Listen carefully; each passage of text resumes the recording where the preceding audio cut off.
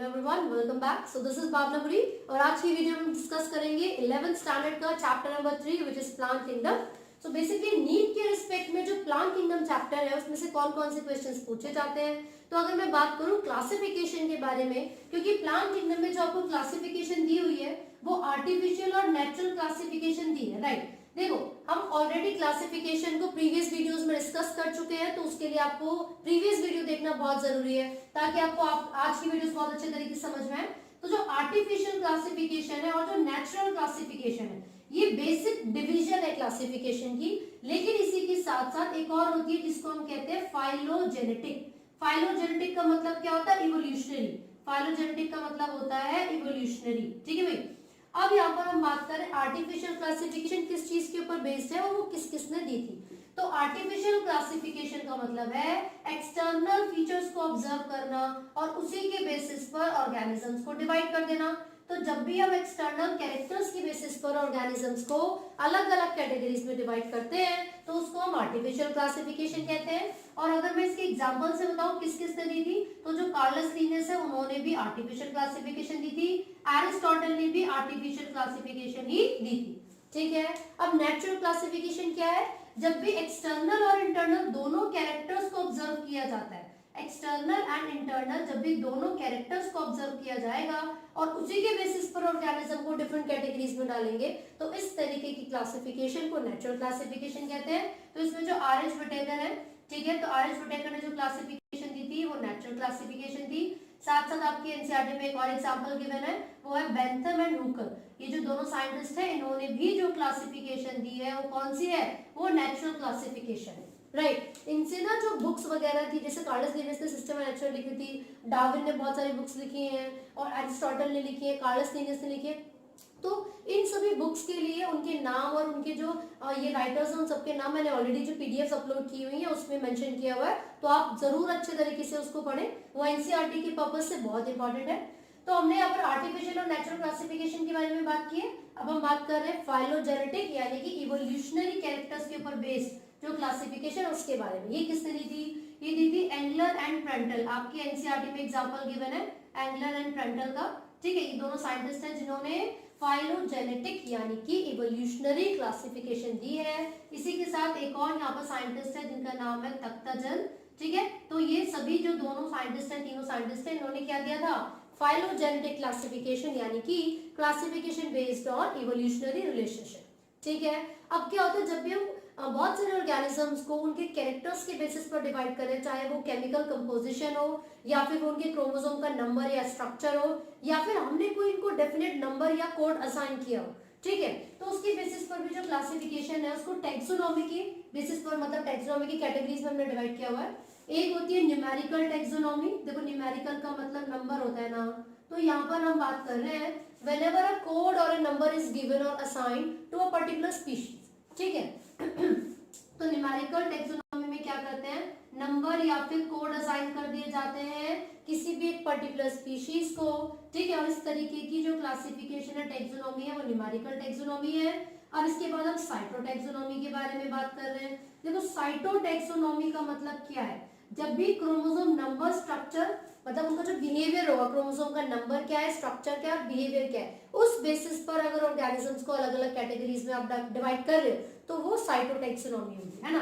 Based on chromosome number structure and behaviour, based on chromosome number structure and behaviour. तो ये आपको याद रखना है कि क्रोमोसोम के नंबर, स्ट्रक्चर और बिहेवियर के बेसिस पर जो क्लासिफिकेशन की जाती है उसको हम कहते हैं साइटोटैक्सोनॉमी, राइट।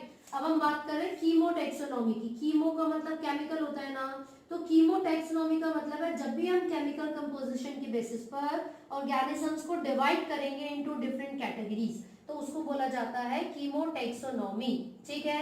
ये हम जो क्लासिफिकेशन है, ये प्लांट किंगडम जो हमारा चैप्टर है जो हम डिस्कस कर रहे हैं, इसमें क्यों बात कर रहे हैं इसकी? क्योंकि मैं ये नहीं चाहती कि आप सभी कंफ्यूज हो।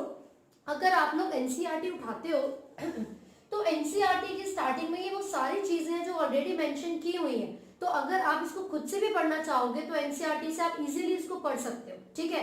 मैं चाहती थी सेकंड चैप्टर जब हमने डिस्कस किया था उसमें भी इसको बता सकती थी, लेकिन मैं कॉम्प्लिकेटेड नहीं बनाना चाहती हूँ चैप्टर को, ताकि आप इजीली जो एनसीईआरटी है लाइन टू लाइन पढ़ सके, इसलिए मैं इसी चैप्टर में इन टॉपिक्स को डिस्कस कर रही हूँ। ठीक है, अब जो प्लांट किंगडम है उसमें क्या है, बहुत सारी कैटेगरीज है। वो कौन कौन सी कैटेगरीज हैं, जैसे कि एल्गी हो गया, ब्रायोफाइट्स, टेरिडोफाइट्स, जिम्नोस्पर्म, एंजियोस्पर्म, ये तो सब चीजें ऑलरेडी आपके एनसीईआरटी में मेंशन है, राइट। लेकिन जो चीजें मेंशन नहीं है अगर वो नीड के बेसिस पे, तो मैं यहाँ पर जरूर डिस्कस करूंगी, जैसे कि प्लांट किंगडम में आने वाले जितने भी प्लांट्स है बेसिकली वो सब स्पेसिफिकली दो कैटेगरीज में डिवाइड किए जाते हैं, है ना। अब वो कौन कौन से, एक होता है क्रिप्टोगैमे और एक होता है फेनरोगेम्स, क्रिप्टोगैमे एंड फेनरोगेम। अब ये जो क्रिप्टोगैमे और फेनरोगेम्स हैं, है ना, ये क्या सिग्निफाई करते हैं, किस चीज को रिप्रेजेंट करते हैं, तो मैं आपको बता दूं क्रिप्टो का एक तरीके से यहाँ पे जो मतलब है वो हिडन है, ठीक है। तो प्लांट्स में जितने भी हम प्लांट्स के बारे में बात कर रहे हैं, जो ऐसे प्लांट्स होंगे जिनके अंदर जो सेक्स ऑर्गन है वो हिडन होंगे, राइट। जिनके सेक्स ऑर्गन हिडन होते हैं उनको हम क्रिप्टोगैमे कहते हैं, और जिसके सेक्स ऑर्गन विजिबल होते हैं उनको हम फेनरोगेम्स कहते हैं। तो हम यहाँ पर मेंशन कर रहे हैं सेक्स ऑर्गन हिडन, ठीक है। तो इसमें जो मेल और फीमेल गैमेटोफाइट्स हैं, सेक्स ऑर्गन्स हैं, वो क्लियरली विजिबल नहीं होंगे, लेकिन जो फेनरोगेम्स होते हैं उसमें क्लियरली विजिबल होते हैं, यानी कि नजर आते हैं, ठीक है। दूसरा क्या हो सकता है, अब ये जो क्रिप्टोगैमे है वो जनरली लोअर प्लांट्स को कंसिडर करेगा, और जो फेनरोगेम्स है वो हायर प्लांट्स की बात करते हैं। यहाँ पर हम बात कर रहे हैं फेनरोगेमे यानी कि हायर प्लांट्स और क्रिप्टोगेमे यानी कि लोअर प्लांट्स के बारे में। कौन कौन से ऐसे प्लांट्स हैं जो उसके अंदर आएंगे, तो यहाँ पर एल्गी आता है, ब्रायोफाइट्स एंड देन टेरिडोफाइट्स। तो ये किसके एग्जांपल्स हैं, ये है क्रिप्टोगेमे के एग्जांपल, क्रिप्टोगेमे के एग्जांपल, राइट। अब फेनरोगेम्स की अगर हम बात करते हैं तो उसके अंदर जिम्नोस्पर्म और एंजियोस्पर्म आता है। अब जिम्नोस्पर्म और एंजियोस्पर्म में भी कुछ कैरेक्टरिस्टिक फीचर्स होंगे, है ना। तो वो कौन कौन से फीचर है, तो आपको याद रखना है, जो जिम्नोस्पर्म है इसमें सीड नेकेड होते हैं, seeds are not covered by any structure, या कोई भी ओवरी वॉल है ना उससे कवर्ड नहीं होता है, जबकि इसमें क्या होते हैं, सीड्स कवर्ड होते हैं, सीड्स कवर्ड होते हैं इसके अंदर। सेकंड थिंग, जो जिम्नोस्पर्म है वो नॉन फ्लावरिंग प्लांट्स होते हैं, उनके अंदर फ्लावरिंग नहीं होती है, ठीक है। जबकि एंजियोस्पर्म कौन से प्लांट होते हैं, दीज आर फ्लावरिंग प्लांट्स, तभी इनको हम हायर प्लांट्स की कैटेगरी में डालते हैं, जिम्नो को भी और एंजियो को भी, राइट। तो ये हमने पढ़ा है क्रिप्टोगैमे और फेनरोगेमे के बारे में। क्रिप्टोगैमे के अंदर एल्गी, ब्रायोफाइट्स और टेरिडोफाइट्स आते हैं, और फेनरोगेमे के अंदर जिम्नोस्पर्म और एंजियोस्पर्म आते हैं, है ना। इसमें सेक्स ऑर्गन हिडन होते हैं, इसमें नो सीड्स आर प्रोड्यूस्ड, हम लिख रहे हैं नो सीड फॉर्मेशन, कोई भी सीड की फॉर्मेशन क्रिप्टोगैमे में नहीं होगी, जबकि इसके अंदर क्या होता है, seeds are produced, seeds are produced, ठीक है भाई। तो ये आपको याद रखना है कि भाई फेनरोगेमे में सीड्स प्रोड्यूस होते हैं, जबकि क्रिप्टोगेमे में सीड्स की फॉर्मेशन नहीं होती है, करेक्ट। अब जब हम कैटेगरी वाइज पढ़ेंगे तो ज्यादा डिटेल में बात करेंगे, है ना। अब देखो एल्गी को मैं आपको समझा रही हूँ, लेकिन मैं बिल्कुल टू द पॉइंट बताऊंगी, बहुत ज्यादा डिटेल में नहीं, जो एनसीईआरटी के रिस्पेक्ट में इंपॉर्टेंट क्वेश्चंस है उनको डिस्कस करेंगे, ठीक है। सो बेसिकली एल्गी को हमने 3 कैटेगरीज में डिवाइड किया हुआ है on the basis of the chemical composition. अब वो 3 कैटेगरीज कौन कौन सी है, green algae, brown algae and red algae.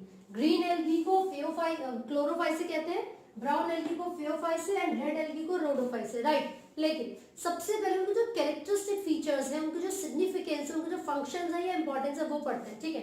देखो एल्गी कहाँ कहाँ पर हमें मिल सकती है, एल्गी माइक्रोस्कोपिक हो सकती है, सिंगल सेल्ड हो सकती है यानी कि यूनिसेलुलर, और मल्टी सेलुलर भी हो सकती हैं, साथ साथ फिलामेंटस भी हो सकती हैं और ब्रांच भी हो सकती हैं। तो इसका मतलब ये हुआ there is a huge variety of algae that is present in our surrounding, ठीक है। अब अगर मैं यहाँ पर बोलूं कि जो एल्गी है मोस्टली क्या होंगी, एक्वेटिक होंगी, यानी कि ये पानी के अंदर मिलेंगी, चाहे वो फ्रेश वाटर हो या मेराइन वाटर हो, ये दोनों ही तरीके के पानी के अंदर मिल सकती है, राइट। अब ये जो एल्गी है, क्योंकि मैंने बोला है वो माइक्रोस्कोपिक भी हो सकती है, सिंगल सेल्ड या मल्टी सेलुलर भी हो सकती है, तो ये भी तो हो सकता है कि वो किसी ऑर्गेनिज्म की बॉडी के साथ एसोसिएटेड हो या किसी दूसरे ऑर्गेनिज्म के साथ एसोसिएटेड हो।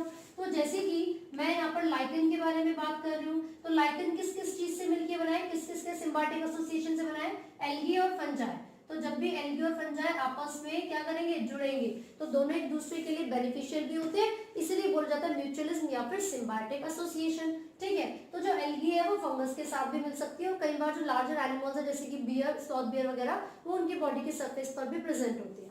ठीक है, अब इसी के साथ साथ अगर हम आगे बात करते हैं तो मैंने बोला था कि वो सिंगल सेल्ड हो सकती है, मल्टी सेलुलर हो सकती है, तो उसके बहुत सारे एग्जांपल हैं। तो यही क्वेश्चन है जो नीट में पूछा जाता है। एक होता है कि कॉलोनियल एल्गी का एग्जांपल बताइए, तो कॉलोनियल एल्गी के एग्जांपल में आप वॉलवॉक्स बताएंगे, है ना। कॉलोनियल एल्गी का एग्जांपल क्या है, वॉलवॉक्स हो गया।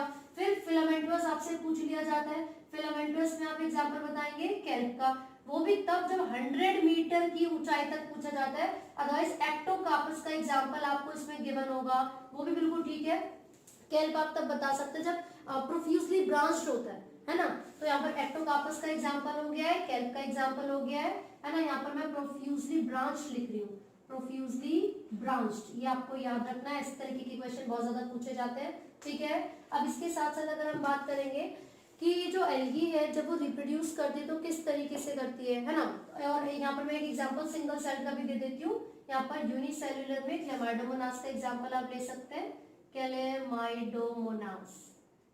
ठीक है, अब ये हो गया सिंगल सेल का एग्जांपल। अब इसके अलावा जब हम रिप्रोडक्शन के बारे में बात करते हैं तो अगर कभी भी वेजिटेटिवली रिप्रोड्यूस ये करेंगे तो ये फ्रेगमेंटेशन से करते हैं, जिसका सबसे अच्छा एग्जांपल स्पायरोगायरा आपको गिवन है, स्पायरोगायरा। ठीक है, ये किसका एग्जांपल है, ग्रीन एल्गी का एग्जांपल है, फ्रेगमेंटेशन से ये रिप्रोड्यूस करेगा। ठीक है, अगर एसेक्सुअली रिप्रोड्यूस करने की बात होती है तो ये कुछ स्पोर्स को प्रोड्यूस करते हैं, मोटाइल स्पोर्स, जिनको जू स्पोर्स कहा जाता है। ठीक है, एसेक्सुअली क्या प्रोड्यूस किया जाता है, जू स्पोर्स। लेकिन जब भी एल्गी सेक्सुअली रिप्रोड्यूस करेंगी तो 3 तरीके की गैमेट्स को प्रोड्यूस कर सकती हैं।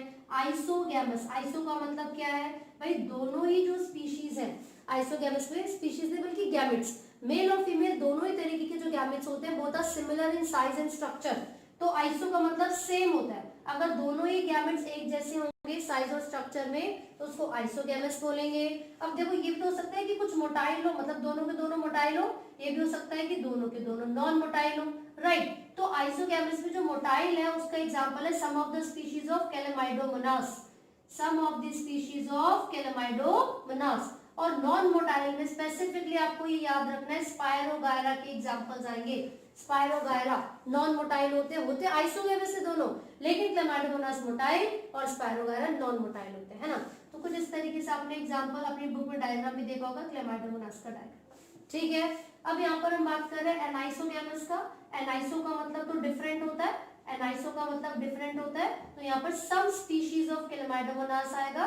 ठीक है, कुछ ऐसी स्पीशीज है क्लेमाइडोमोनास की जो कि एनाइसोगैमस यानी कि डिफरेंट तरीके की गैमेट्स को प्रोड्यूस करती हैं। तो यहाँ पर हमने क्लेमाइडोमोनास का एग्जांपल लिख लिया। ठीक है, इसके बाद हम यहाँ पर बात कर रहे हैं oogamous की। देखो oogamous का मतलब ये होता है कि जब भी जो मेल गैमेट होगा वो छोटा होगा लेकिन मोटाइल होगा, लेकिन जो फीमेल गैमेट है वो लार्जर है बट नॉन मोटाइल है, तो इस स्पेसिफिक कंडीशन को कहा जाता है oogamous।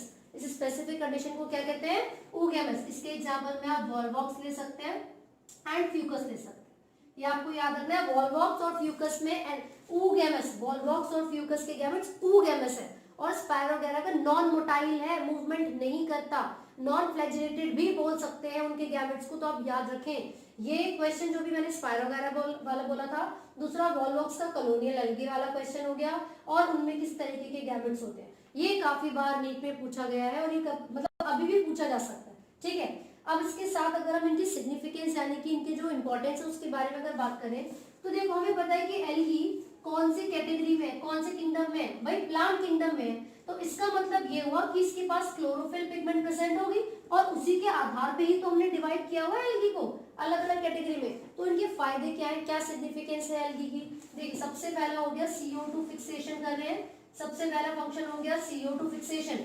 दूसरा होता है हाइड्रोकोलॉइड्स, हाइड्रोकोलॉइड का मतलब होता है वाटर होल्डिंग कैपेसिटी होती है इनके अंदर। और नेक्स्ट होता है फूड की तरह इनको यूज किया जाता है, बहुत एडिबल स्पीशीज है इनकी जिनको हम खा सकते हैं, जिनको यूज किया जाता है। ठीक है, तो लैमिनेरिया और सरगैसम इसका एग्जांपल हो सकता है, लैमिनेरिया एंड सरगैसम जिसको फूड की तरह इस्तेमाल किया जाता है, एडिबल है। उसके बाद यहाँ पर अगार जेल, आइसक्रीम और जेली बनाने के लिए यूज किया जाता है, आइसक्रीम एंड जेली। लेकिन किस किस को यूज किया जा रहा है वो मैं आपको बता दूं, जो यहाँ पर एल्गी जिसके बारे में मैं बात कर रही हूँ उसका एग्जाम्पल है gracilaria and gelidium. Gracilaria and gelidium ये क्या है? ये ऐसी एल्गी है जो कि रिस्पॉन्सिबल है अगार जेल की फॉर्मेशन के लिए, आइसक्रीम्स और जेली की फॉर्मेशन के लिए। अब ये अगार जेल क्या है? इसको हम डीएनए की सेपरेशन के लिए इस्तेमाल करते हैं और इस सीवीड से ऑब्टेन किया जाता है। ये क्वेश्चन पूछ लिया जाता है आपसे। अगर पूछेंगे अगार जेल को कौन सी एल्गी से ऑब्टेन किया जाएगा, या तो ग्रेसिलेरिया या जेलिडियम, दोनों में से कोई भी होगा वो करेक्ट होगा, या फिर दोनों को एक साथ भी दे सकते हैं। किसके एग्जाम्पल है? ये रेड एल्गी के एग्जाम्पल है, आपको याद रखना है रेड एल्गी के एग्जाम्पल। ठीक है, तो होता क्या है, ब्राउन एल्गी या जो रेड एल्गी है या जो ग्रीन एल्गी, इनके पास क्या है, अलग अलग तरीके के पिगमेंट्स हैं जिनके बेसिस पर हमने इनको नाम दिया हुआ है ना। तो बिल्कुल वैसी ही कोटिंग होती है उनकी सरफेस पर। अगर हम ब्राउन एल्गी के बारे में बात कर रहे हैं, है ना, तो इनके जो बॉडी का सरफेस होगा उस पर भी कोटिंग प्रेजेंट होगी। रेड एल्गी के बारे में बात करेंगे तो उसके बॉडी के सरफेस पर भी कोटिंग है। फटाफट से उनके नाम देख लेते हैं। ये कैरोजीन होती है। कैरोजीन किस बेसिस पर हमने नाम दिया? वो कलर के बेसिस पर दिया हुआ है। रेड कलर का एक कोट होता है, जितने भी रेड एल्गी होंगी उनका नाम इसीलिए पड़ा हुआ है, along with the chlorophyll pigment they have. ठीक है, और ब्राउन एल्गी के लिए क्या होता है? एल्जिन। तो ये आपको याद रखना है, ब्राउन के लिए एल्जिन और रेड के लिए कैरोजीन, ये टर्म्स गिवन है, राइट। तो ये हमने फंक्शंस तो पढ़ लिए। एक और बहुत ही इंपॉर्टेंट जो बार बार पूछा जाता है, स्पेस ट्रैवलर्स अपने साथ कौन सी एल्गी को लेकर जाते हैं जो प्रोटीन रिच है? तो आपको याद रखना है स्पाइरुलिना, स्पाइरुलिना। ठीक है, और इसके अलावा जो ग्रेसिलेरिया, जैसे ग्रेसिलेरिया तो आपने पढ़ा, क्लोरेला बहुत इंपॉर्टेंट है, स्पाइरुलिना के साथ क्लोरेला, क्लोरेला, ये दोनों ही प्रोटीन रिच एल्गी होती हैं जो कि स्पेस ट्रैवलर्स अपने साथ लेके जाते हैं as a food supplement. Space travellers अपने साथ लेके जाते हैं एज अ फूड सप्लीमेंट, ये आपको याद रखना है। ठीक है, तो हमने यहाँ पर एल्गी की सिग्निफिकेंस के बारे में पढ़ लिया है। तो इन्हीं में से क्वेश्चन आपसे पूछे जाते हैं। तो अगार जेल वाला क्वेश्चन है, कौन सी जेली से या कौन सी जेल से बना हुआ है या कौन सी एल्गी, उसका नाम बताओ। ब्राउन और ये रेड को, इनके जो कवरिंग है, जो कोटिंग है, उसके नाम पूछ रहेंगे। और तीसरा, प्रोटीन रिच एल्गी कौन सी है जो कि स्पेस ट्रैवलर्स अपने साथ लेके जाते हैं? तो वो स्पाइरुलिना है और क्लोरेला। इसी के साथ मैं आपको बता दूं, बहुत ही इंपॉर्टेंट एससीपी का एग्जांपल है स्पाइरुलिना, सिंगल सेल प्रोटीन, मतलब बहुत ही छोटे छोटे सेल्स है जो कि लार्ज क्वांटिटी में प्रोटीन्स को प्रोड्यूस कर सकते हैं। ठीक है, तो ये हमने सिग्निफिकेंस पढ़ ली है एल्गी की। अब हम यहाँ पर उसके अलग अलग कैटेगरीज के बारे में बात कर रहे हैं जो कि हमने क्लोरोफिल पिगमेंट के बेसिस पर डिवाइड की हुई है ना। तो ये क्वेश्चन आपसे पूछा जाता है जो अलग अलग तरीके की एल्गी है, किसमें कौन सी क्लोरोफिल प्रेजेंट होगी। देखो यहाँ पर हम क्लोरोफिल के बारे में बात करें, यानी कि पिगमेंट के बारे में। ए सबके पास होती है, क्लोरोफिल ए तीनों के पास है, then B, C and D, ये सीक्वेंस आपको याद रखना है। क्लोरोफिल ए सबके पास है, बी, सी, डी, ये इसका सीक्वेंस होगा। ठीक है, इसके साथ साथ जो ब्राउन एल्गी है इनके पास ज़ैंथोफिल होती है, ज़ैंथोफिल, फ्यूकोज़ैंथिन, ज़ैंथोफिल, फ्यूकोज़ैंथिन, ये पिगमेंट्स हैं जो कि इनके पास प्रेजेंट होगी। और यहाँ पर कैरोटिनॉइड्स हो सकती है, कैरोटिनॉइड पिगमेंट्स, राइट। अब रेड एल्गी के अंदर मोस्ट इंपॉर्टेंटली आर फाइकोरिथ्रिन होती है, आर फाइकोरिथ्रिन, ये आपको याद रखना है, रेड कलर के लिए रिस्पॉन्सिबल है। आर फाइकोरिथ्रिन रेड कलर के लिए रिस्पॉन्सिबल है। अब क्या पूछ रहा है इनके अलावा नीट में क्वेश्चन, अगला क्वेश्चन आपसे पूछा जाता है, स्टोरेज बॉडी क्या है इनके अंदर? पायरिनॉइड्स। स्टोरेज बॉडी क्या है इनके अंदर? पायरिनॉइड्स, जो कि फूड को स्टोर करके रखते हैं। इसमें से पूछा जाएगा deep inside the sea, deep inside the sea कौन सी एल्गी मिलती है सबसे ज्यादा? तो वो रेड एल्गी मिलती है। रेड एल्गी ऐसी हैं जो कि सरफेस पे तो मिलेंगी मिलेंगी, डीप इनसाइड द सी भी मिलती हैं, है ना, क्योंकि सन से आने वाले जो रेडिएशन है उनको इजीली एब्जॉर्ब कर सकती हैं ये, और बहुत गहराई में रहने के बाद भी फूड की फॉर्मेशन कर सकते हैं, राइट। अब इसके अलावा और क्या क्वेश्चन पूछा जाता है? देखो मैं आपको बता दूं, मैंने ऑलरेडी बताया कि ये एक्वेटिक है, ब्रैकिश यानी कि रुके हुए पानी में, फ्रेश वाटर में या मेराइन वाटर में मिल सकती हैं। अब अगर मैं इनकी जो फ्लैजिला इनके पास है उसके बेसिस पर बताऊं तो आप याद रखना कि जो ग्रीन एल्गी है उसमें 2 से 8 फ्लैजिला होते हैं, इक्वल एपिकल, इक्वल एपिकल। लेकिन जो ब्राउन एल्गी है इनके पास 2 फ्लैजिला होंगे और वो लेटरल होते हैं, 2 फ्लैजिला होते हैं और वो लेटरल होते हैं। ठीक है, ये आपको याद रखना है। यहाँ पर पियर शेप या पायरीफॉर्म करके भी लिखा हुआ है ब्राउन एल्गी के अंदर, पायरीफॉर्म या पियर शेप्ड एल्गी, या जो इनके गैमेट्स हैं, ठीक है, पियर शेप, ये आपको याद रखने हैं। अब जो ब्राउन एल्गी है या सॉरी जो रेड एल्गी है इसके पास कोई भी इसके पास फ्लैजिला नहीं है, इसका मतलब है नॉन मोटाइल होंगे इसके गैमेट्स, नॉन मोटाइल गैमेट्स। अभी मैंने एक और में बताया था नॉन मोटाइल, तो वो कौन सा था, वो स्पायरोगायरा था। हालांकि वो ग्रीन एल्गी है, लेकिन फिर भी आपको याद रखना है, मैं यहाँ पर एक्सेप्शन करके लिख देती हूँ, एक्सेप्शन करके मैं लिख रही हूँ ग्रीन एल्गी नहीं, स्पायरोगायरा लिख रही हूँ, स्पायरोगायरा। इसमें क्या होता है, नॉन मोटाइल गैमेट्स होते हैं, नॉन मोटाइल गैमेट्स, राइट। तो ये हमने पढ़ लिया है। तो रिप्रोडक्शन के बारे में मैंने ऑलरेडी आपको बता दिया था। आपको ये याद रखना है बस कि जो रेड एल्गी है उसमें कोई भी मोटाइल गैमेट्स है ही नहीं, तो नॉन मोटाइल है, किसी न किसी सोर्स की जरूरत पड़ेगी तब ये रिप्रोड्यूस कर पाएंगे, राइट। अब इन सभी के अलावा अगर कोई क्वेश्चन आपसे पूछा जाएगा तो वाटर होल्डिंग कैपेसिटी सबसे ज्यादा किसके अंदर होती है, या जो कैरेजीन और एल्गिन है वो कोटिंग किसके पास प्रेजेंट है, तो हम देखिए ब्राउन और इसमें रेड एल्गी में। ब्राउन एल्गी का एक डायग्राम भी आप यहाँ पर देख सकते हो, आपके एनसीईआरटी में बनाया हुआ है ना। तो उसमें यहाँ पर 3 पार्ट्स इसके दिए हुए हैं। ये क्या क्या पोर्शन है, फ्रॉन्ड है, स्टाइप है और होल्ड फास्ट है। इसका फंक्शन पूछ लिया जाता है। ये ब्राउन एल्गी का स्ट्रक्चर मैं बता रही हूँ। होल्ड फास्ट अटैचमेंट प्रोवाइड करवाएगा किसी भी सबस्ट्रेटम से, स्टाइप कनेक्शन प्रोवाइड करवाता है। जो फ्रॉन्ड है वो सबसे बल्की पोर्शन है जो कि फोटोसिंथेसिस के लिए रिस्पॉन्सिबल है, जो कि फोटोसिंथेसिस के लिए रिस्पॉन्सिबल है, राइट। तो ये जो क्वेश्चंस है ये काफी बार पूछे गए हैं एल्गी के टॉपिक में से। इसके अलावा भी बहुत सारे क्वेश्चंस पूछे जाते हैं। तो हियर आर सम एग्जांपल्स। यहाँ पर हमने तीनों एल्गी के एग्जांपल्स लिखे हुए हैं। ग्रीन एल्गी के क्लेमाइडोमोनास, वॉलबॉक्स, ज़िलोथ्रिक्स, स्पायरोगायरा और चाराबीस का एक एग्जांपल है, ठीक है। इसके साथ अगर हम देखें तो ब्राउन एल्गी में एक्टोकार्प, डिप्टेरोटा, लैमिनेरिया, सरगैसम एंड फ्यूकस, और रेड एल्गी में ग्रासिलेरिया, जेनिडियम, पोरफायरा एंड पॉलीसिफोनिया।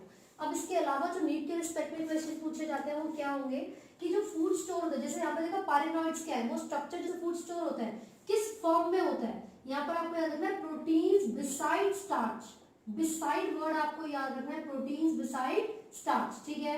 यहाँ पर प्रोटीन और स्टार्च के फॉर्म में फूड को स्टोर किया जा सकता है। यहाँ पर लैमिनेरिन एंड मैलिटोल और मैलिटोल इनकी फॉर्म में फूड को स्टोर किया जा सकता है, ठीक है। और अगर हम बात करें रेड एल्गी की तो यहाँ पर क्या होगा, फ्लोरोडीन स्टार्च होता है, फ्लोरोडीन स्टार्च होता है which is similar to amylopectin. किससे सिमिलर होगा, amylopectin and glycogen which is similar to amylopectin. ये क्वेश्चन पूछा था इसलिए मैं जोर डाल रही हूँ उसके ऊपर, अमाइलोपैक्टिन एंड ग्लाइकोजन से सिमिलर होता है, ठीक है। क्या सिमिलर होता है, फ्लोरोडीन स्टार्च, जिस फॉर्म में फूड को स्टोर किया जाता है रेड एल्गी के अंदर, राइट। अब इसके साथ साथ अगर हम बात करेंगे तो जैसे चारा के रिस्पेक्ट में क्वेश्चन पूछ लिया जाता है कि इसमें मेल और फीमेल रिप्रोडक्टिव जो स्ट्रक्चर्स है वो कैसे और कहाँ प्रेजेंट होते हैं, है ना। तो वो सेम प्लांट में प्रेजेंट होंगे, सेम प्लांट में प्रेजेंट होंगे। तो मेल और फीमेल रिप्रोडक्टिव स्ट्रक्चर कौन सा है, मेल एंथ्रीडियम हो गया, ठीक है, और जो फीमेल है उसको हम ऊगोनियम बोलते हैं, फीमेल को हम क्या बोलते हैं, ऊगोनियम बोलते हैं। तो इनकी जो पोजीशन होती है वो सेम प्लांट पर होती है, ये आपको याद रखना है। सो उसके बेसिस पे जो क्वेश्चन पूछा जाता है वो क्या है, अपर उगोनियम होता है और लोअर एंथ्रीडियम, यहाँ पे याद रखना है अपर उगोनियम होता है और लोअर एंथ्रीडियम होता है, अपर उगोनियम लोअर एंथ्रीडियम। यहाँ पर ग्लोब्यूल टर्म यूज की जाती है एंथ्रीडियम के लिए और न्यूक्यूल टर्म यूज की जाती है उगोनियम के लिए, ये आपको याद रखना है, ठीक है। तो जो क्वेश्चन पूछे जाते हैं एल्गी में से वो यही सब है जो कि हमने अभी डिस्कस किए हैं। साथ ही साथ हमने फूड स्टोरेज किस फॉर्म में होती है वो भी पढ़ा है। अगर क्लोरोप्लास्ट के बारे में बात की जाती है तो जो शेप होती है क्लोरोप्लास्ट की वो सभी एल्गी में वेरी कर सकती है। जैसे ग्रीन एल्गी की बात करें रिबन शेप हो सकती है, डिस्कॉइडल हो सकती है, प्लेट लाइक हो सकती है ना। तो ये डिफरेंट शेप्स हो सकती है क्लोरोप्लास्ट की। और क्लोरोप्लास्ट का फंक्शन क्या होगा, वो क्लोरोफिल पिगमेंट को कैरी करने का काम करती है, ठीक है। और क्लोरोफिल पिगमेंट ही तो रिस्पॉन्सिबल है किस चीज के लिए, फूड की फॉर्मेशन करवाने के लिए, क्योंकि वो क्या करती है, सनलाइट को एब्जॉर्ब करेगी और जैसे ही सनलाइट को एब्जॉर्ब करते हैं तो फूड की फॉर्मेशन का प्रोसेस स्टार्ट हो जाता है, ठीक है। अब हम आगे चलते हैं फटाफट से ब्रायोफाइट्स की तरफ। क्या क्वेश्चन उसमें से पूछा जाता है, तो जो ब्रायोफाइट है सबसे पहली चीज इनको हम कहते हैं एम्फीबियन ऑफ प्लांट किंगडम। सबसे पहली चीज हो गई एम्फीबियन ऑफ प्लांट किंगडम, क्योंकि इनके लिए जो वाटर है वो एक मीडियम की तरह होता है, वाटर की जरूरत होती है फॉर फर्टिलाइजेशन। तो सबसे पहले हम बात कर रहे हैं ब्रायोफाइट्स के, ब्रायोफाइट्स। तो ब्रायोफाइट्स को क्या कहा जाता है, amphibians of plant kingdom, amphibians of plant kingdom. सबसे पहला पॉइंट हमने यहाँ पर पढ़ा, ठीक है। ऐसा क्यों कहते हैं, they depend on water for fertilisation, depend on water for fertilisation या फिर रिप्रोडक्शन। ये रिप्रोडक्शन के लिए या फर्टिलाइजेशन के लिए वाटर के ऊपर डिपेंड करेंगे, ये आपको याद रखना है। हैप्लॉइड होती है, जैसे सारी एल्गी भी हैप्लॉइड होती है, ब्रायोफाइट्स भी क्या होती है, हैप्लॉइड। एल्गी में एक्सेप्शन आप पढ़ोगे हैप्लोडिप्लॉन्टिक और डिप्लॉन्टिक का, ठीक है। फ्यूकस उसमें डिप्लॉन्टिक होता है जबकि एक्टोकार्पस हैप्लोडिप्लॉन्टिक होता है। ये क्वेश्चन बहुत बार पूछा गया है। फ्यूकस डिप्लॉन्टिक एल्गी है और एक्टोकार्पस हैप्लोडिप्लॉन्टिक एल्गी, आपको याद रखना है, कैल्प और एक्टोकार्पस, ठीक है। अब यहाँ पर हम देखा ब्रायोफाइट्स क्या होते हैं, हैप्लॉइड होते हैं। तो इस स्टेज को गैमेटोफाइटिक स्टेज कहा जाता है। गैमेटोफाइटिक स्टेज डोमिनेंट होती है ब्रायोफाइट्स के अंदर, राइट। अब इनके अंदर जो मेल और फीमेल रिप्रोडक्टिव स्ट्रक्चर होंगे उनके क्या नाम है, साथ साथ आप देखोगे they do not have true roots stems, ना तो रूट प्रॉपर तरीके से डेवलप होती है, ना ही स्टेम होती है और ना ही लीव्स होती हैं। तो हम यहाँ पे लिख रहे हैं नो ट्रू रूट्स, लीव्स और स्टेम, ठीक है। तो ये आपको याद रखना है कि इनकी बॉडी क्या है, थैलॉइड बॉडी होती है, थैलस जिसको बोला जाता है, ठीक है। तो थैलॉइड बॉडी और थैलॉइड बॉडी के रिस्पेक्ट में एक क्वेश्चन भी पूछ लिया जाता है ब्रायोफाइट्स में से, और वो है मर्चेंटिया। वो किसका एग्जांपल है, वो मर्चेंटिया का एग्जांपल है, आपको ये याद रखना है ना। जो मेल रिप्रोडक्टिव स्ट्रक्चर इनके अंदर होगा उसको हम क्या बोलेंगे, एंथ्रीडियम बोलेंगे। एंथ्रीडियम बोला जाता है जो कि एंथीरोजॉइड्स यानी कि मेल गैमेट को प्रोड्यूस करेगा, एंथीरोजॉइड्स को प्रोड्यूस करेगा, ठीक है। जो फीमेल रिप्रोडक्टिव स्ट्रक्चर है उसको हम आर्किगोनियम बोलते हैं, आर्किगोनियम। जबकि अभी मैंने क्या बताया था एल्गी में ओगोनियम। तो क्वेश्चन ये पूछा जाता है bryophytes differ from algae in having archegonium, ये आपको याद रखना है, ठीक है। और ये क्या प्रोड्यूस करेंगे, एग को प्रोड्यूस करेंगे। तो जब ये मेल और फीमेल गैमेट्स प्रोड्यूस होते हैं तो फर्टिलाइजेशन होगी। तो जब ये दोनों एक दूसरे के साथ फ्यूज करेंगे तो क्या बनेगा, जायगोट बनेगा जो कि डिप्लॉयड होगा। This stage is called saprophytic, sorry sporophytic, sporophytic stage, क्योंकि ये डिप्लॉयड स्टेज है इसको स्पोरोफाइटिक स्टेज कहा जाता है।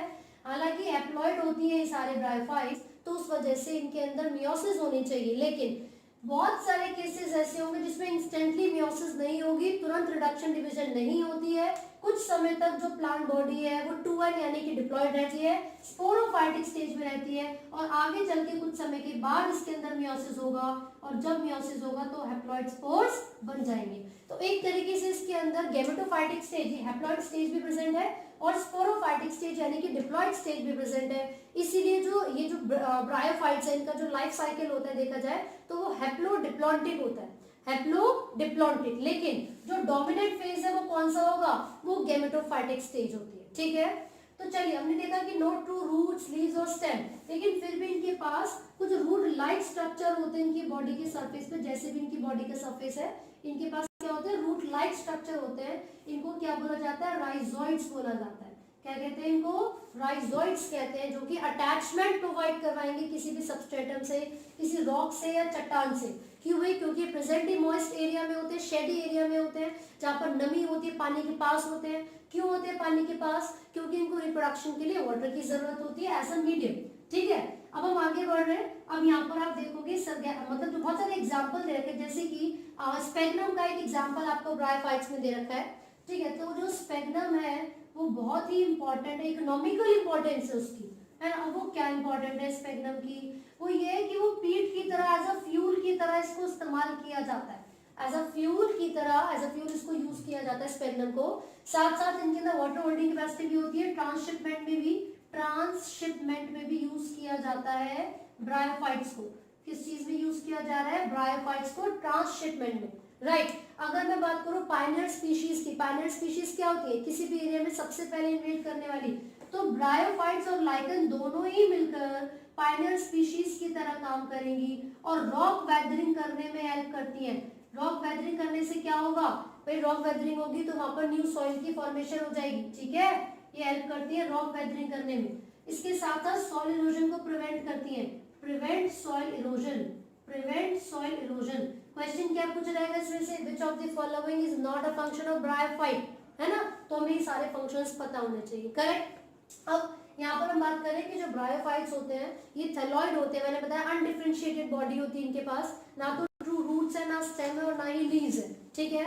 अब इनमें से एग्जांपल जो थैलॉइड का था वो कौन सा पढ़ा था हमने, मर्चेंटिया पढ़ा था, वो आपको याद रखना है, राइट। अब यहाँ पर ये दो कैटेगरीज में डिवाइडेड है, liverworts and mosses, liverworts and mosses. अब लिवरवॉर्ट से क्या क्वेश्चन आपसे पूछा जाएगा, तो ये जो स्ट्रक्चर मैंने यहाँ पर बनाया था ये लिवरवॉर्ट का ही था, मर्चेंटिया इसका एग्जांपल है। तो जो मर्चेंटिया होता है इसकी बॉडी अनडिफरेंशिएटेड है, मतलब थैलॉइड है। इसके पास कुछ गैमेट कप होते हैं, गैमेट कप। जब भी ये एसेक्सुअली रिप्रोड्यूस करेंगे तो इनके अंदर कुछ स्ट्रक्चर्स बनते हैं, green asexual multicellular, green asexual multicellular buds. ये क्वेश्चन आपसे पूछा जाएगा कि जो लिवर्वॉर्ट्स के अंदर ग्रीन एसेक्सुअल मल्टीसेलुलर बर्ड्स है उन्हें क्या कहते हैं? तो उन्हें गैमे कहा जाता है, गैमे कहा जाता है उनको। ठीक है भाई, आपको याद रखना है, मल्टीसेलुलर बर्ड्स, करेक्ट। अब दूसरा क्वेश्चन इसमें से जो राइजोइड वाला था वो मैंने ऑलरेडी आपको बता दिया है, रूट लाइक स्ट्रक्चर होते हैं, अटैचमेंट टू सबस्ट्रेटम प्रोवाइड करवाएंगे। इसके अलावा क्या क्वेश्चन पूछेंगे? आपको पता है एसेक्सुअली कर रहे हैं तो यहाँ पर गैमे कप के अंदर गैमे प्रोड्यूस हो जाते हैं जो ग्रीन एसेक्सुअल मल्टीसेलुलर बर्ड्स है। सेक्सुअली करेंगे तो क्या होगा? गैमेट्स बनेंगे, गैमेट्स आपस में फ्यूज करेंगे, 2-1 यानी कि डिप्लॉइड बनेगा, वो जायगोट होता है, कुछ समय तक वो स्पोरोफाइटिक स्टेज में रहेगा, फिर जाकर वो मियोसिस करेगा। तो जब भी मियोसिस होती है तो कैप्सूल के अंदर मियोसिस होगी और मियोसिस के रिजल्ट में हमेशा कैसे सेल्स आते हैं? हैप्लॉइड सेल्स आते हैं, राइट। तो ये क्वेश्चन था जो कि आपके किसमें से पूछा गया था? लिवर्वॉर्ट्स में से। अब मोसिस का क्या क्वेश्चन पूछा जाता है? मोसिस में से देखो, इसमें 2 स्टेजेस आती हैं, है तो ये भी गैमेटोफाइटिक, लेकिन 2 स्टेजेस इसके अंदर कौन कौन सी आएंगी? एक होती है प्रोटोनेमा स्टेज, प्रोटोनेमा, एक होती है लीफी स्टेज। यही क्वेश्चन आपसे पूछा जाता है कि ग्रीन ब्रांच्ड एंड क्रीपिंग या filamentous stage, green branched creeping या फिलामेंटस स्टेज कौन सी होती है मोसिस में? कौन सी होगी भाई? प्रोटोनेमा स्टेज को कहा जाता है green branch filamentous and creepy stage. ठीक है, इसमें क्या होता है, जो स्पोर थे वो डायरेक्टली प्रोड्यूस करते हैं प्रोटोनेमा स्पोर्स को या प्रोटोनेमा स्टेज को, फिर जब ये आगे चल के डेवलप होगी तो सेकेंडरी स्पोर बनेगा और वो सेकेंडरी स्पोर्स लीफी स्टेज को प्रोड्यूस करता है and it bears sex organ. अगला क्वेश्चन ये आता है कि सेक्स ऑर्गन कौन सी स्टेज में प्रेजेंट होगा? तो आपको बताना है लीफी स्टेज में सेक्स ऑर्गन प्रेजेंट होगा। तो यही वो स्टेज है जिसमें मेल और फीमेल गैमेटोफाइट प्रेजेंट होते हैं और यहाँ पर मेल और फीमेल गैमेटोफाइट कौन से हैं? Archegonium and antheridium. ठीक है, तो वो दोनों क्या करेंगे? मेल और फीमेल गैमेट्स को प्रोड्यूस करेंगे, वो दोनों आपस में फर्टिलाइजेशन करते हैं और क्या बनता है? स्पोरोफाइटिक स्टेज बनती है। तो देखो, मान लीजिए जो डायग्राम है ये फीमेल गैमेटोफाइट, ये फीमेल गैमेटोफाइट है, तो इसके अंदर मान लीजिए ये फीमेल था, है ना। तो जब ये पानी के साथ बहते हुए मेल गैमेटोफाइट्स आएंगे या मेल गैमेट्स आएंगे तो यहाँ पर आकर फर्टिलाइजेशन होगी। जब फर्टिलाइजेशन होती है तो फिर जायगोट बनता है और वही जायगोट कुछ समय में ये डिफरेंशिएट कर गया है स्पोरोफाइटिक स्टेज में। कौन सी स्टेज है ये? Sporophytic stage. तो मैंने बताया था जायगोट में तुरंत मियोसिस नहीं हो रही है, कुछ समय तक वो 2-1 यानी कि डिप्लॉयड स्टेज में रहेगा, जिसको स्पोरोफाइटिक स्टेज कहते हैं। इसके 3 पार्ट्स हैं, फुट, सीटा एंड कैप्सूल। फुट, सीटा एंड कैप्सूल। कैप्सूल के अंदर बहुत सारे डिप्लॉयड यानी कि 2-1 स्पोर्स प्रेजेंट है। ठीक है, तो धीरे धीरे क्या होगा, ये स्पोरोफाइटिक स्टेज इस गैमेटोफाइटिक स्टेज से न्यूट्रिशन लेता रहेगा।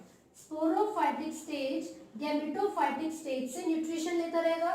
तो मैं कह सकती हूँ कि जो स्पोरोफाइटिक इसके ऊपर चढ़ा हुआ है गैमेटोफाइटिक के ऊपर, वो पैरासाइट हो गया, लेकिन कुछ समय के लिए होता है। तो स्पोरोफाइटिक क्या होता है? पार्शियल पैरासाइट होता है। पार्शियल पैरासाइट होता है किसके ऊपर? गैमेटोफाइट के ऊपर, गैमेटोफाइट के ऊपर, राइट। फिर पूछेंगे जो मियोसिस होती है वो कौन से सेल्स में होती है? The cells in the capsule. ये कैप्सूल के अंदर जो 2-1 वाले सेल्स थे यही क्या करते हैं? मियोसिस करेंगे और जब मियोसिस होगी तो हैप्लॉइड स्पोर्स आएंगे जो कि फ्लो करते हुए जाते हैं मॉइस्ट एरिया में, जहां पर शेडी प्लेसेस होते हैं, मॉइस्ट एरिया होता है और वहां जाकर वो क्या करते हैं? न्यू जो ब्रायोफाइट है उसमें डेवलप कर जाते हैं। ठीक है, अब इसके अंदर एक क्वेश्चन पूछे जाते हैं, वो नेक सेल्स होते हैं। तो नेक सेल्स आर्किगोनियम में प्रेजेंट होंगे, वो किस चीज के लिए रिस्पॉन्सिबल है? वो यहाँ पर रिप्रोडक्शन के पर्पज से प्रेजेंट होते हैं। नंबर ऑफ नेक सेल्स पूछ जाते हैं, 10 to 12 हो सकते हैं, तो वो नंबर जो है वो वेरी करते हैं इसके, राइट। सो और कौन कौन से क्वेश्चंस पूछे जा सकते हैं ब्रायोफाइट्स में से? यहाँ पर एक क्वेश्चन जिसमें मर्चेंटिया के बारे में पूछा गया है। कई बार 4 ऑप्शंस दिए जाते हैं और आपसे पूछा जाता है which of the following is dioecious और मोनोसियस। ठीक है, तो आपको याद रखना कि मर्चेंटिया क्या होता है? डायोसियस होता है, इसमें मेल और फीमेल रिप्रोडक्टिव स्ट्रक्चर अलग अलग होते हैं। ठीक है, और इसके बाद लेबलिंग, आपको इसके डायग्राम की जो एनसीईआरटी में गिवन है उसकी प्रॉपर लेबलिंग याद करनी है, ABCD करके लेबलिंग भी पूछी जाती है। फिर लिवरवॉर्ट्स में से क्या होता है? लिवरवॉर्ट में मोसिस और लिवरवॉर्ट को अगर ऑब्जर्व किया जाए तो उसमें जो लिवरवॉर्ट्स होते हैं उनके अंदर ज्यादा अच्छे तरीके से या मोर एलैबोरेट होते हैं, वो उनमें जो सीड का डिस्पोजल है वो भी ज्यादा अच्छे तरीके से एलैबोरेटेड होता है। फिर उसके बाद एनसीसी यानी कि नेक कैनाल्स है। जो आर्किगोनियम है उसमें जो नेक पोर्शन होता है उसमें कुछ स्पेशलाइज्ड सेल्स प्रेजेंट होते हैं, इसको नेक कैनाल सेल्स कहते हैं। नंबर पूछ लिया जाता है उसका तो it is approximately 6 to 10 in number, ठीक है। ये हैप्लॉइड इन नेचर होते हैं क्योंकि ये गेमेटोफाइटिक पार्ट का एक स्ट्रक्चर है। अगर स्पोरोफाइटिक पार्ट में किसी भी स्पेशलाइज्ड सेल्स की बात होगी तो वो डिप्लॉइड होंगे यानी कि 2n नंबर ऑफ क्रोमोसोम। यहाँ पर मॉसेस की बात करते हैं, पेरिस्टोम टीथ प्रेजेंट होते हैं उसके अंदर। अगेन ये एक पार्ट होता है स्पोरोफाइटिक स्टेज का। और ये जो पेरिस्टोम टीथ होते हैं इनका जो मेन फंक्शन है वो क्या है, ये अलाउ करेंगे ग्रेजुअल डिस्चार्ज को, स्पोर्स को धीरे धीरे से डिस्चार्ज करवाते हैं। ये नहीं कि ऑल एट वंस एक बार में सारे डिस्पर्स हो गए, नहीं, ठीक है। ग्रेजुअल डिस्चार्ज होता है स्पोर्स का। कैलिप्ट्रा भी एक ऐसा स्ट्रक्चर जो प्रोटेक्टिव इन नेचर होता है, कैप्सूल को प्रोटेक्ट करेगा क्योंकि कैप्सूल के अंदर क्या प्रेजेंट है, एम्ब्रियोनिक स्पोरोफाइट है, मतलब कैप्सूल के अंदर कुछ डिप्लॉइड सेल्स है जो कि मियोसिस करेंगे और आगे चल के न्यू अपलॉइड स्पोर्स में कन्वर्ट कर जाएंगे। देन इलेटर्स क्या होते हैं, बहुत ही अच्छे तरीके से स्पोर्स डिसेमिनेशन होता है, प्रॉपर स्पोर डिस्पोजल किया जाता है ना, वो भी एक ही बारे में बहुत सारे लार्ज लेवल पे, तो वो कौन करता है, इलेटर्स करते हैं। So these are the questions from bryophytes. अगर हम टेरिडोफाइट्स की बात करेंगे तो उसमें और भी ज्यादा अलग अलग तरीके के क्वेश्चंस हमें मिलेंगे, तो स्टार्ट करते हैं टेरिडोफाइट्स। चलिए हम बात करते हैं टेरिडोफाइट्स के बारे में। सो बेसिकली जो टेरिडोफाइट्स है उनको बोटानिकल स्नेक कहा जाता है या snake of the plant kingdom भी कहते हैं। ऐसा क्यों है, क्योंकि जैसे रेप्टाइल्स होते हैं सबसे पहले लैंड पर आने वाले जो एनिमल्स हैं, बिल्कुल उसी की तरीके से जो टेरिडोफाइट्स है वो सबसे पहले ऐसे प्लांट्स हैं जो कि टेरेस्ट्रियल होंगे, है ना। उससे पहले जो एल्गी और ब्रायोफाइट्स हमने पढ़ा था उनमें क्या था, वो दोनों ही एक्वेटिक थे, ज्यादा से ज्यादा प्रेफर करते हैं पानी के पास रहना, मॉइस्ट सॉइल में रहना। लेकिन जो टेरिडोफाइट्स हैं ये कहां पर प्रेजेंट होंगे, टेरेस्ट्रियल यानी कि जमीन पर होंगे। हालांकि एक सिंपल सी चीज मैं आपको बता दूं कि टेरिडोफाइट के अंदर भी जो वाटर है वो एज अ मीडियम रिक्वायर्ड होता है, चाहिए होता है ताकि फर्टिलाइजेशन हो सके। तो यही रीजन है कि जो टेरिडोफाइट्स होते हैं उनकी ग्रोथ भी रिस्ट्रिक्टेड होती है, लिमिटेड होती है, ठीक है। तो हम उन क्वेश्चंस के बारे में बात कर रहे हैं, उन टॉपिक्स के बारे में बात कर रहे हैं रिगार्डिंग टेरिडोफाइट्स जो कि नीट में पूछे जाते हैं, ठीक है। वो कौन कौन से होते हैं, सबसे पहली चीज ये पहले ऐसे प्लांट है जो स्पोरोफाइटिक स्टेज को शो करेंगे, मतलब डिप्लॉयड है।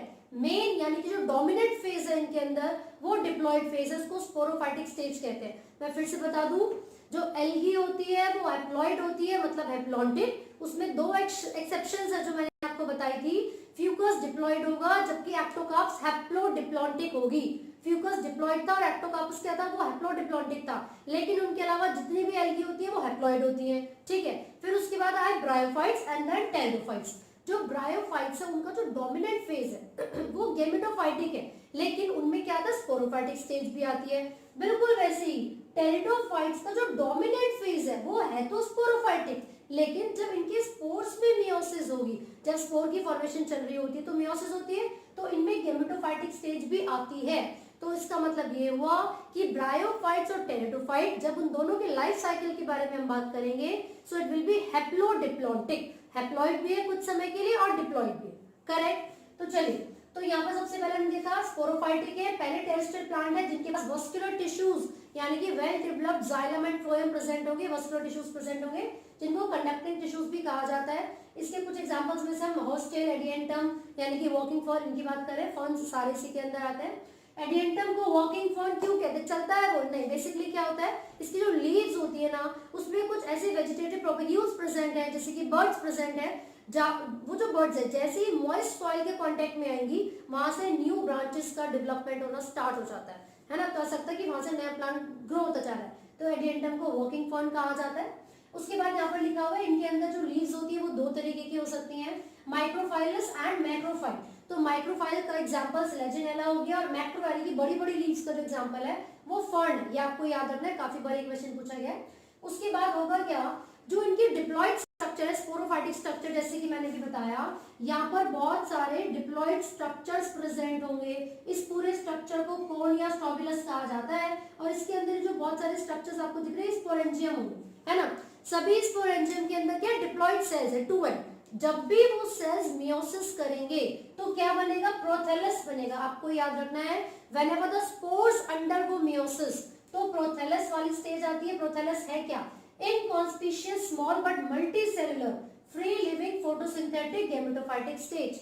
बट डिप्लॉइड यानी कि 2n सेल थे, मियोसिस करेंगे तो हैप्लॉइड आएगा। हैप्लॉइड को हम कहते हैं गेमेटोफाइटिक स्टेज, वो छोटा है लेकिन मल्टीसेलुलर है, साथ साथ वो इनकॉन्स्पिशियस और फोटोसिंथेटिक होता है एंड फ्री लिविंग, ये आपको याद रखना है। फिर उसके बाद इसमें दो तरीके के आपको प्लांट्स दिख रहे हैं टेरिडोफाइट्स के अंदर, होमोस्पोरस और हेटेरोस्पोरस। जो मेजॉरिटी ऑफ द टेरिडोफाइट्स है, दीज आर होमोस्पोरस, मतलब एक ही तरीके के स्पोर्स प्रोड्यूस किए जाते हैं। इसका एक एग्जांपल यहाँ पर ड्रैप्टेरिक्स दिया हुआ है। उसके बाद हेटेरोस्पोरस का मतलब है दो अलग अलग तरीके के स्पोर्स की फॉर्मेशन करना।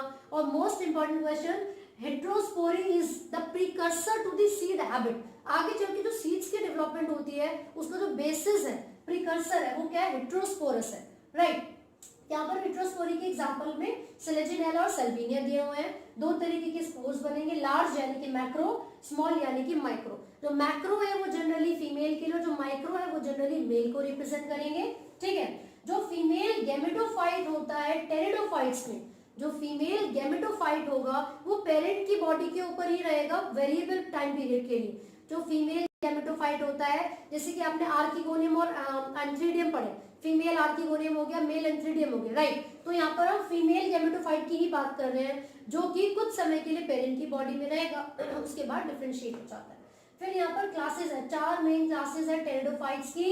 यहाँ पर आपको सिलोप्सिडा दिया हुआ जिसका एग्जांपल सिलोटम है, ये लाइकोप्सिडा है जिसके दो एग्जांपल आपको यहाँ पे दिए हुए हैं, स्लेजिनेला और लाइकोपोडियम। देन यहाँ पर स्पैनोप्सिडा है, इक्विस्टेम, मोस्ट इंपोर्टेंट एग्जांपल इक्विस्टेम।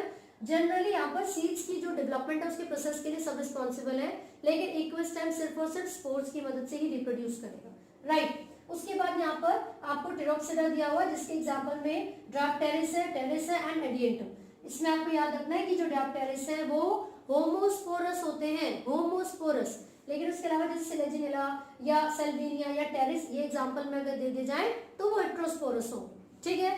साथ ही साथ यहाँ पे देखो जो फर्न्स होते हैं वो मोस्ट प्रिमिटिव, सबसे पहले आने वाले जो most primitive type of plants है अमंग टेरिडोफाइट्स, ये याद रखना है।